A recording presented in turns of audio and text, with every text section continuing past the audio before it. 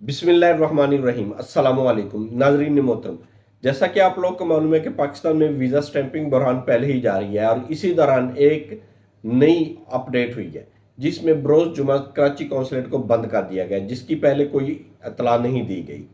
On spot जब submission तैयार हो रही थी जुमेरात वाले दिन, उसी दिन बताया गया कि, और जब हम लोग पासपोर्ट वापस लेने गए सऊदी एम्बेसी से, उस वक्त बताया गया कि जुमे वाले दिन सबमिशन नहीं होगी, क्योंकि इस वक्त सऊदी वज़ीर सरमायाकारी जनाब खालिद फाले साहब 130 रुकनी वफद के साथ पाकिस्तान में मौजूद है और हमारे सफ़ीर और तमाम अमला उनकी खिदमत के लिए इस्लामाबाद जा रहा है। कराची से अमला सारा इस्लामाबाद जाएगा, इसलिए कराची कौंसलेट बंद कर दी गई। यहाँ पे वीज़ा स्टैंपिंग का अमल रोक दिया जाएगा। आप लोग को मालूम है कि शंघाई कॉन्फ्रेंस के दौरान 14 से 17 अक्टूबर तक पहले ही कराची इस्लामाबाद एम्बेसी को बंद कर दिया गया था। इनकी आमद के मौके पर, खालिद फाले साहब की आमद के मौका पर, उन्होंने आज बरोज़ जुमा 11 अक्टूबर से ही ऑनवर्ड 17 अक्टूबर तक इस्लामाबाद एम्बेसी को भी बंद कर दिया गया है।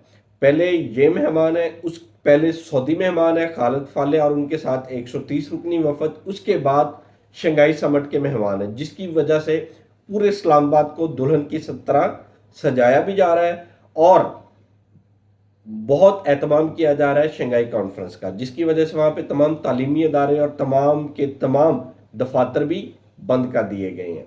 इसके साथ साथ जो अदारे मौजूद हैं कराची इस्लामाबाद सऊदी एम्बेसी के मामलात में थे, सऊदी एम्बेसी ने अपने जो 14 अक्टूबर को बंद करनी थी एम्बेसी, उन्होंने आज ही बंद कर दी। क्यों? उनका सऊदी का 130 रुकनी वफद पाकिस्तान में 27 मुख्तलिफ MOUs और प्रोजेक्ट्स पे सरमायाकारी करने के लिए पहुंच गया। हम इसके ऊपर आपको डिटेल वीडियो बताएंगे कि ये सरमायाकारी किन किन शोबों में हो रही है और कौन कौन से शोबे इसमें शामिल है और किस सेक्टर को ज़्यादा फ़ायदा होगा।